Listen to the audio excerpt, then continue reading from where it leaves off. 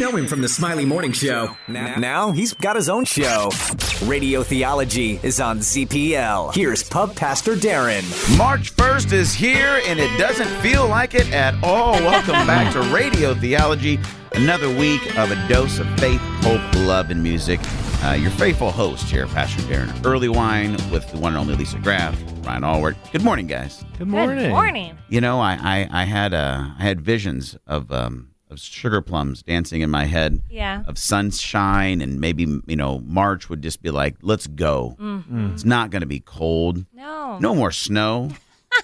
And then this week happened. Shabam, right in the face. But you know what? I'm not hating on March. You've got March. This is March 1st. Yeah. You got so many days to completely redeem yourself and be awesome. Mm-hmm. I believe in you, March. Mm-hmm. I tell you what else I believe in, guys. What? Is the power of a Zamboni. Oh, Yeah. I don't even know how to random. respond to that. It's very random. But sure. You know what a Zamboni is, right? Yeah, but sure. they- Absolutely.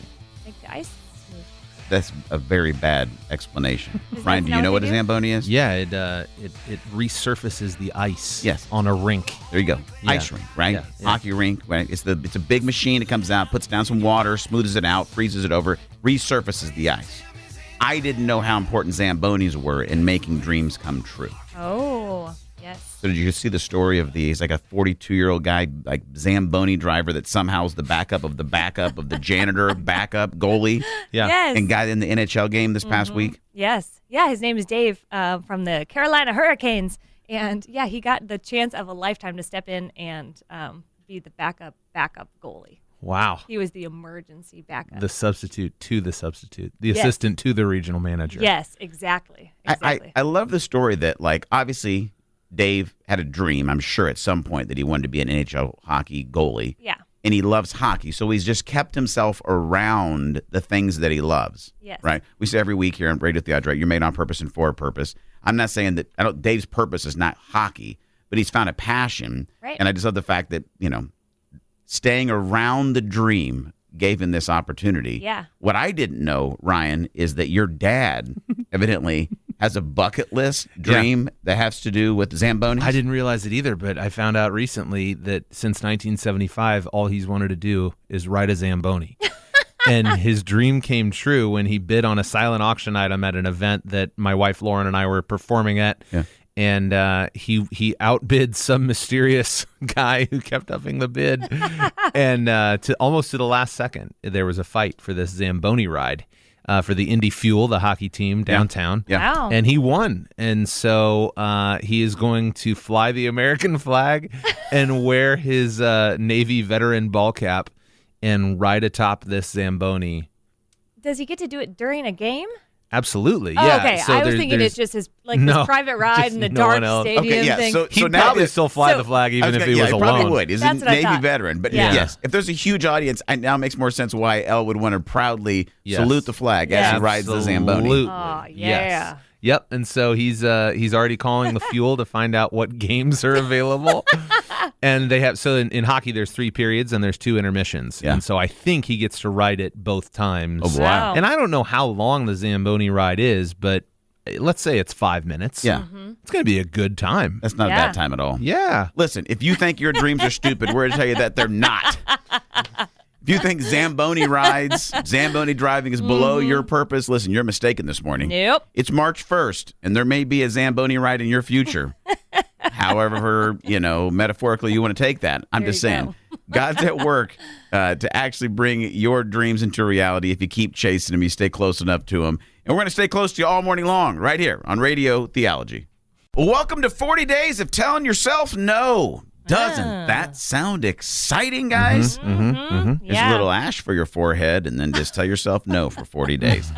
Welcome back to Radio Theology, your weekly dose of faith, hope, love, and music. Pastor Daron here with Ryan and Lisa. Guys, it's the Lent season, Yep. 40 days leading up to Easter. Yep. You may have seen some people at work this week with ashes on their forehead. Ash Wednesday was Wednesday.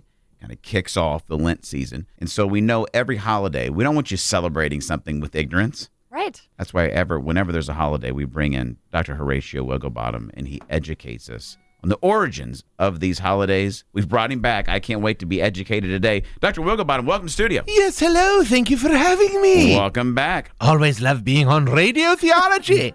Well, can you educate us about Lent? I would be happy to. Lent, which derives from Lengten in Old English, meaning springtime, or Quadragesima in Latin, meaning 40th, is a 40-day solemn religious observance in the Christian calendar. It begins officially on Ash Wednesday, a day when non-Christians around the world awkwardly stare at Christians' foreheads in confusion, and ends approximately 6 weeks later before the joyful celebration of Easter Sunday, which commemorates the resurrection of Jesus. Now, Lent is preceded by Fat Tuesday, otherwise known as Mardi Gras or Carnival, in which hedonistic revelers prepare for an extended period of spiritual discipline by drinking their faces off and demanding that topless women throw beaded necklaces at them. Whoa, that escalated quickly. Woo! Ironically, the word carnival is derived from carne vale, meaning farewell to meat in Latin. Or cheap cruise line you might get the coronavirus on. Carnival. Sorry, Carnival. Try Royal Caribbean instead. Anyway, the purpose of Lent is the spiritual preparation of the Christian for Easter through prayer, repentance of sins, and self-denial. Many Christians commit to fasting, as well as giving up certain luxuries in order to replicate the sacrifice of Jesus' journey into the desert for 40 days shortly after his baptism. I'm sure you've all heard of that story. Yes, thank you, Wigglebottom. Well, because apparently nothing says, I'm trying to grow closer to Jesus, like abstaining from $6 frappuccinos or scrolling through strangers' lives on Instagram for a month and a half. Wow. You really sacrificed a lot there, Donna. We're all proud of you. Many Roman Catholic and some Protestant churches remove flowers from their altars during Lent, while crucifixes, religious statues, and elaborate symbols are often veiled in violet in solemn observance of the event. Why the color violet? No one asked? Well, I'll tell you. Most scholars believe that purple was a symbol of royalty in ancient times. In the Gospel of Mark, Jesus was clothed mockingly in a purple robe by his Roman executioners before the crucifixion, an event which is commemorated, of course, on Good Friday.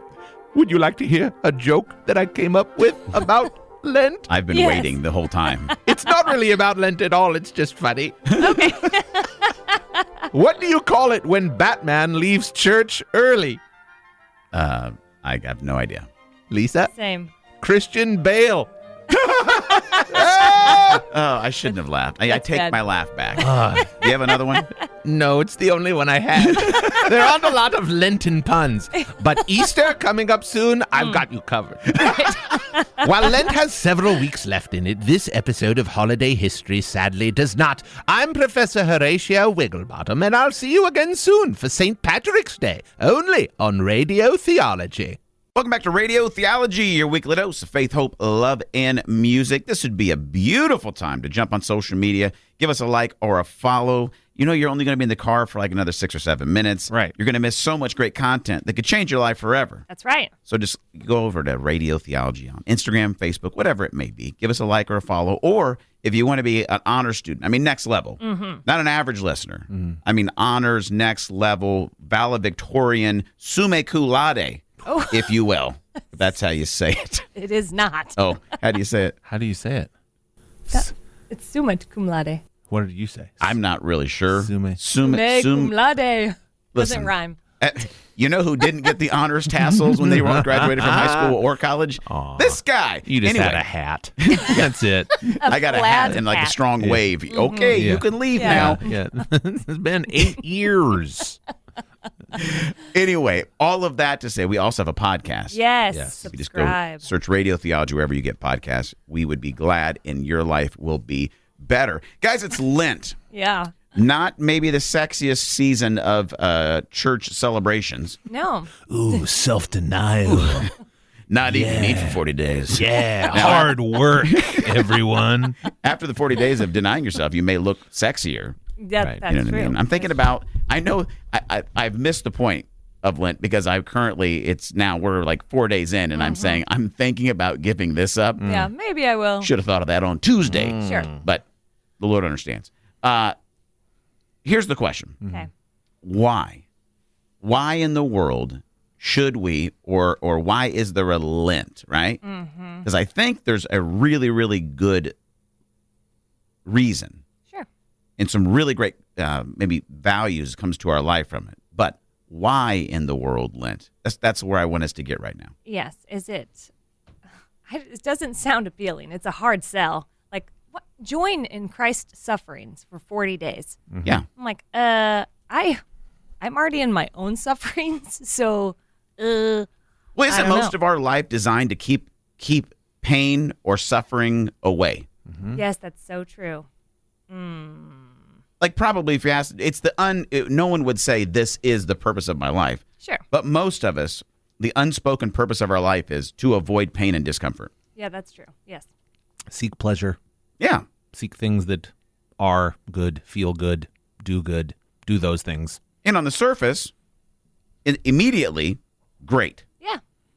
Like, I love donuts. I love the immediate, wonderful feeling of eating and tasting said donut. Yeah. I really like the blueberry one that's almost like just So round good. cake. That's Oh, all Yes. it cake, is. blueberry. Oh, Yeah, I like so those good. over like the glazed donut. I those just, man, Yeah, they I'm a make cake me. donut girl myself. Yeah, I like those. I tell you, Rise and Roll over there in Fisher's brand new bakery. All right. Those I've not donuts, been. they have me dialed in. Ooh. Here's the deal, though.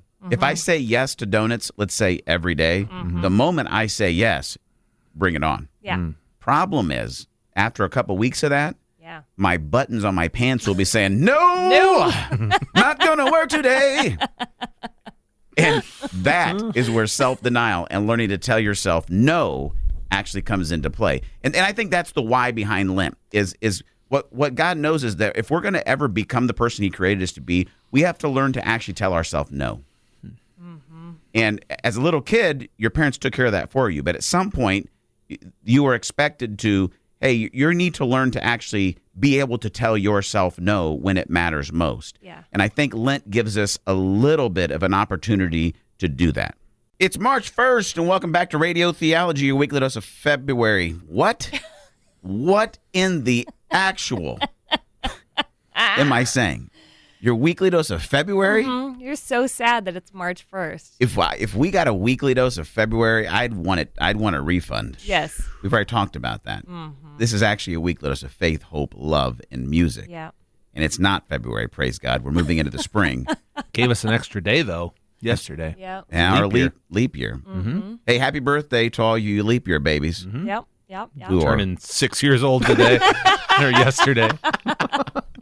We're talking about Lent this morning, not exactly a real party topic, but it's this week at work. I'm sure you saw people, maybe you went to work on Wednesday, Ash Wednesday, with some ashes on your forehead. And we're observing 40 days of self-denial, of fasting, leading up to Easter. And we talked about in the last segment why we would do that, learning to tell ourselves no so we can actually be able to say yes to the best things in life, right? But let's talk about how. Maybe somebody's going, you know what? How do we do this? Like, how do we choose? So here's the question. Does it matter? Do you guys think it matters what you choose to give up during Lent?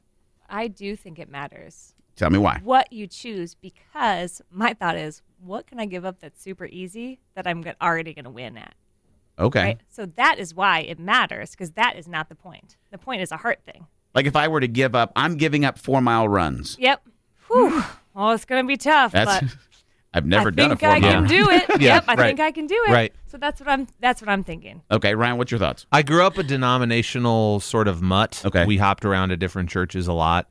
And I don't recall ever practicing Lent or hearing of any family members or even close friends practicing Lent. Yeah. My wife's family, Italian Catholic New Yorkers. Okay, so it's like they do the Ash Wednesday thing. Easter's awesome, and Mr. Incense up there, like just throwing spices all over Let people. us proclaim The the mystery mystery of of faith. You'd think like if the church was so creative, like they'd come up with a different song than just two notes. Like I'm on this note for a long time, and then I go down here. But it's just these two notes. But I'm sorry, we're talking about Said by a Lent. professional singer, Yes, a good cappella grief. singer, straight no chaser, Yeah. world traveler. You're breaking down the tonal quality. All the notes possible, and these are the only two that you can do. But anyway, Radio Theology, Sorry. a weekly dose, faith, hope, love, and music. Pastor here with Ryan and Lisa. I think it kind of might matter because like every person that I'm around in my current life who does Lent gives up seemingly like, it's like, well, I'm giving up chocolate. It's like, how hard is it for you to be enticed by chocolate on a regular day? Well, there's about 60,000 women right now in their car that are like, I'm going to tell you how hard it is, Ryan. I am PMSing hard right now. Give me a Snickers bar. Karen. Yeah. Karen. Donna.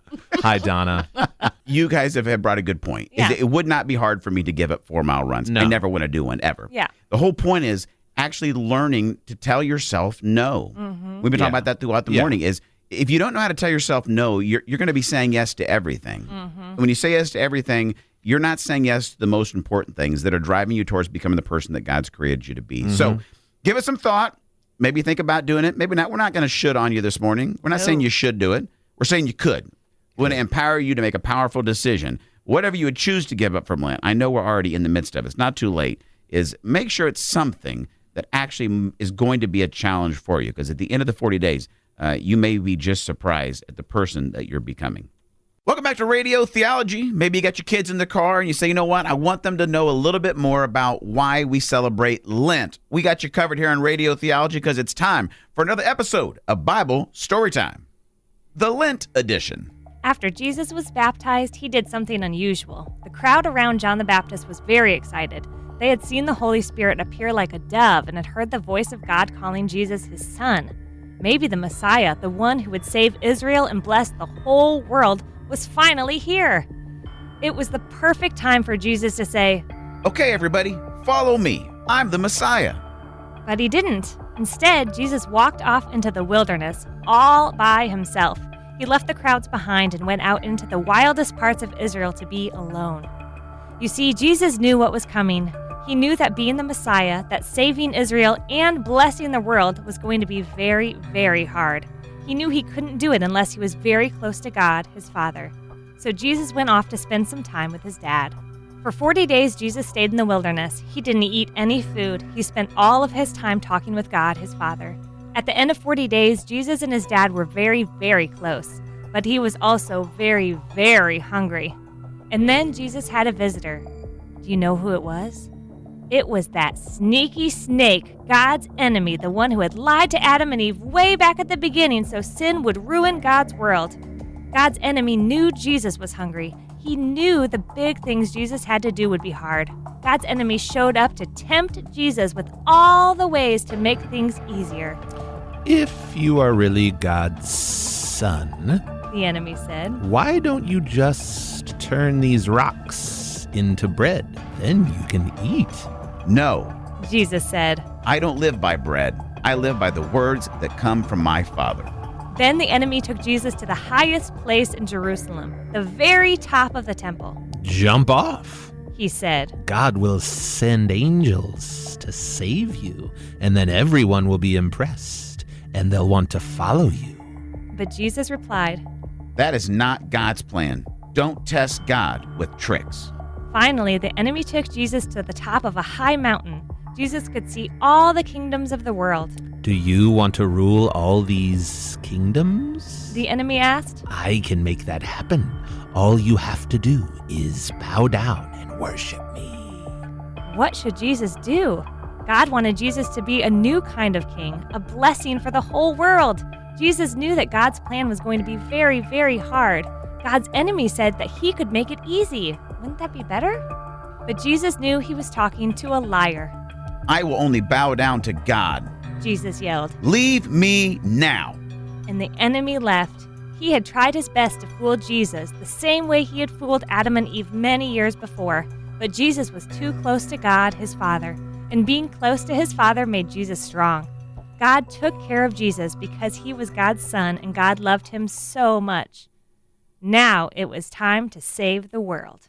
It's that time again. We found 3 stories, and the only 3 words that we can say in response to them are these. Lord, have mercy. Ryan, what do you got for us, buddy? Okay, guys, we're going to the African country of Malawi.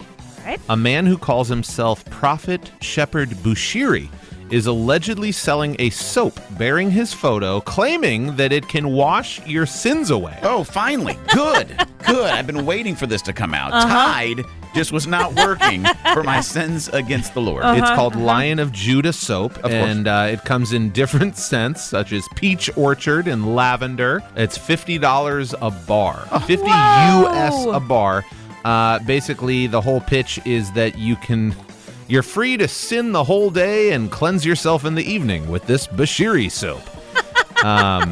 This is not the first time that he has been caught up in controversy. At one point, he was selling apparently anointed pregnancy tests. Ooh. And also just little bottles of water that was somewhat holy, that he was like, just spray yourself with this water and feel the Holy Spirit move all over you. So for him and all the people in Malawi that follow this crazy nonsense, we say, Lord have mercy. Lisa, what do you got? Well, we're going to the internet where this mom posted a video that has now gone viral. Her name's Heather, and she said her son Hunter got in the car after school one day and said, "Mom, something really funny happened today." She's like, "Oh, okay, what is it?" And he rolled up his pant leg and pulled out a thong, one of her thongs. Mom, thong. Wow. And he said, "I found this in music class up in my pant leg." And so he said all day he had to go throughout his day pretending to bend down and tie his shoe to keep shoving the thong back up his pant leg. Poor kid. How did his mom's thong get, I can't even say that, get in his pant leg? It's static cling. It's just a laundry In the situation. dryer. It's just Got a dryer caught up situation. there in the dryer. Yep. Like, what is that? Could happen to anybody. Wow. It happened to her. Wow. Poor guy. Oh, boy. For her. Well, for him. Yeah, more for him. Mm-hmm. And for the counseling he's going to have to go to till he's 42. We offer a heartfelt Lord have mercy. This next story, guys, I can't take it. It's have you guys heard of the Skull Breaker Challenge? No. Unfortunately, it's sweeping the nation. Started in Spain. Basically, it's a TikTok prank. TikTok. Where two friends get an unsuspecting person to be in their video. Okay. So the two guys on the outside jump, and then when they land, the guy in the middle jumps, but then the guys on the outside kick his legs out from underneath him. No. And teenagers from Arkansas to Missouri to New Jersey are doing this, and the problem is the kid that falls it's called the Skull Breaker Challenge because they're cracking their skulls and are getting concussed. Oh my gosh. So basically, it's a form of cyberbullying, and it has to stop because this is ridiculous. Wow. Not only does he need a Lord have mercy, I need some, I'm going to pull in a brand new friend of the show, one of our resident private investigators, Sid. Sid, what's the deal with this? Well, you're pulling up the TikTok, see? Yeah, I am. Ridiculous. New social media platform, you see? Yeah. So these two kids on the outside jump, and the one in the middle who's unsuspecting jumps at the end, and then they kick his feet out, see?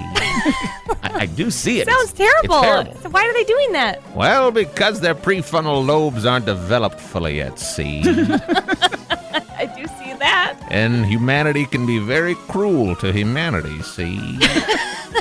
And also, they're validated by the external affirmation of their peers, you see? This is true, Sid. Sid, you put it succinctly. Yes. The only three things that we could add to it is this. Lord have mercy. You see? You guys know who's going to love this next segment? Who? Your mama. What? I'm sorry. Just kidding. Not offending moms. Just saying it's time for Lisa's Pieces. She has a blog and a great online community called IamMotherOfTheYear.com. So if you're a mom, you're going to dig this part of Radio Theology. It's time for Lisa's Pieces. Lisa's Pieces. Okay, so I'm talking to a friend the other day about how I just can't mother tonight, right? I'm like, I can't do it. I'm done with the kids, Met right? your quota. Exactly. All right, tapped out. Maxed out. And she's like, just order a pizza and put the kids in front of the TV. You're not trying to win any competitions here, are you? And I was like, no, I'm not. So I ordered the pizza, obviously. But then I realized, I am. I'm in competition with someone. And I realized I'm in competition with the person that I think I should be. Ooh. The mom that I think I should be. Like the mom who doesn't have to worry about ordering pizza because obviously her perfect crock-pot dinner it's been cooking all day. Right. And then she comes home to a completely clean house. Right. And her kids just sit there magically behaved all the time. They wouldn't dare sass her. I mean, my kids, Lord have mercy. And so that's the mom I think I should be. all the time. So it's like you're competing against like a ghost mom that's actually yourself, but it's not you, but it's you. The you think if everything was perfect, if I was killing the game, I would be that person. 1950s you. Exactly. I would be in heels and a cute little dress. Somewhere in Kansas. Leave it to Beaver's mom version of yourself. Yeah. Yes, exactly. I'm not hating on Leave It to Beaver's mom. No. I am. So you're not Leave It to Beaver, but you're in competition against the fake version of yourself that might be. Yes, exactly. And so I started getting frustrated by that, and so I started to get curious about, okay, why do I really care about something that I think I should be, that I don't know if I actually believe that matters? Like, am I a bad mom because I don't have all the laundry done? Well, no. Am I a bad mom for ordering pizza and sitting with my kids and watching Rescue Riders? No, I don't think so. Right. And so I realized that I think I should be perfect when I stop believing what's true about me. Radio Theology, your weekly dose, faith, hope, love, and music. Lisa Graff giving us some Lisa's Pieces. Lisa, I know that for your perspective, it's a mom perspective, and that's what you do on your blog. Yeah. But I think this is pretty consistent with a lot of us when we start believing lies about ourselves, and a lot of it has to do about our performance in whatever area of life we're in. Yeah, right, exactly. And the other thing, I feel like sometimes I'm just like tossed by the ocean waves of like someone says something about, working moms, and I'm work full time, and so that sends me off into one direction, and then somebody's like, oh, look at the dinner that I made, and look at my perfect children, and then that sends me off in another direction, and that frustrates me. And so my encouragement to myself and to you is that, man, when we remember what's true about us, that our identity and our worth and our value is not wrapped up in our performance and what other people say about us, we're going to be more grounded. We're going to be able to hold more tightly to what's true about us so that we can mother with confidence and peace instead of beating ourselves up over every little thing. I love it. Listen, if you have been encouraged by that, you want to connect with a whole group of thousands of moms across the country, actually, head over to IamMotherOfTheYear.com. Lisa is leading that group of amazing women all over the nation, and you'll be encouraged and get more content just like that. Stick with us. It's Radio Theology, your weekly dose of faith, hope, love, and music. In the great competition of life, are you even making it to the medal stand, my friends? Whoa. Gold, silver, bronze. Maybe you're getting a wooden medal today. Welcome back to Radio Theology, your weekly dose of faith, hope, love, and music. Pastor Daron earlier went here with Ryan and Lisa. And guys, we're talking about last break. Lisa, you bring up this idea of that so often we operate like life's a competition. Yeah. Mm-hmm. And I've yet to see like a life award ceremony. No, I don't think they have one. No. Like last Friday, I don't think anybody got done with work and they're like, oh, here's your silver medal for showing up on time. Yeah. Like I leave the gym every day and no one ever gives me a medal for you worked out the hardest. Mm-hmm. They should, though. They should. I see maybe you didn't. So. Actually, here's a funny thing. Last week, a buddy came to me and said, hey, you came up at my work. Guy brought your name up at work today. I'm like, oh, yeah. Tell me something awesome about myself. Mm-hmm. Yeah. He said, yeah, he saw you at the gym and he was like, hey, why don't you tell your buddy Daron to stop walking around the gym aimlessly and do some work. Served. Served. Like, why are you watching me work out? Yep. Focus on your own stuff. That's right. Jerk. Anyway, no, that day I was kind of walking around. Ambling, taking your time. Oh, look at this machine. Yeah. Nah. Yes. How about this one? No. How about some more kettle chips? These are good. Here's the thing, is I do think we often hurt ourselves and our relationships by acting like life's a competition. Yeah. Remember, when I graduated college, one of my buddies who was a couple years older than us gathered a bunch of us, of our friend group together. And he said, hey, listen, let me give you a piece of advice. He said, you guys are all about to go out, start careers, start families. And he said, you're not competing against each other. That's good. If you want to have the best life you can, root for your friends and neighbors and family. Root for them to do well. Yeah. Because this is not a competition. And I never forgot that. Yeah. How have you lived it out? Well, I think part of it comes down to a core value for me, and I try to instill in my kids, is gratitude. Mm-hmm. Is every day, before we end the day, I ask the boys, what are you grateful for today? So we end every day by doing a recap of, here's what I'm grateful for today. Mm-hmm. And I have seen that it changes the environment of our home, where we become grateful for things. And then I do my best when I have conversations with my boys and our family, like, we celebrate when other people win. Because we've said this before, is no blessing, no matter how great, I think this is a quote from Erwin McManus, said, no blessing, how great, will ever penetrate a heart that is void of gratitude. Oh, yeah, that's good. So if you can't be grateful for what you have, you will always be in a competition and feel like you're intimidated by someone else getting ahead. Yeah. But great joy comes from saying, you know what, Ryan? Dude, I hope you kill it. I hope it's great for you, because we're not competing. I can be grateful for what I've got, but I can cheer for you. Yeah. I think it's true. And I think competition, in a way, when it's taken to the extreme, can isolate people too. Absolutely. For sure. You know, can totally separate themselves from the herd, and it's just not healthy for anyone. Yeah, there's also a quote that says, when you're in your own lane, there's no traffic. And I like that too, because I'm like, man, when I'm living out my best strengths and gifts and abilities, like I'm not competing against anybody else because nobody has my unique set of gifts and abilities. Correct. Correct. Or challenges. Right. You know, it's your life and the life God gave. We believe that God has created you on purpose and for a purpose, and He has uniquely created you for your life.